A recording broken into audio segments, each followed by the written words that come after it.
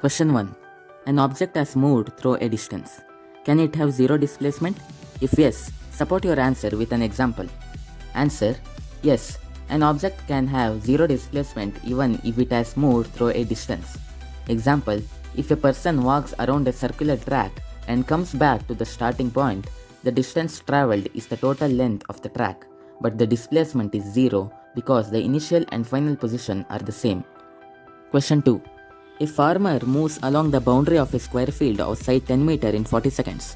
What will be the magnitude of displacement of the farmer at the end of 2 minutes 20 seconds from his initial position? Answer: side of square equals 10 meter.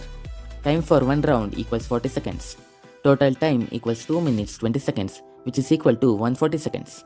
Number of rounds equals 140 divided by 40, which is equal to 3.5 rounds. In 3 full rounds, the farmer returns to the starting point displacement equals 0.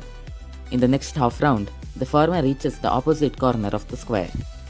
The diagonal of the square displacement equals square root of 10 square plus 10 square, which is equal to square root of 200, which is equal to 14.14 meter.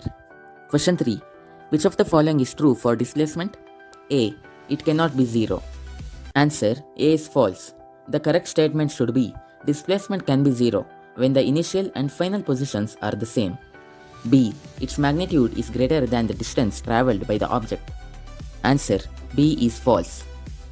The correct statement should be displacement is lesser than or equal to the distance travelled, never greater. Thank you for watching. Please like, share, and don't forget to subscribe our Get Skill Up channel for more educational info.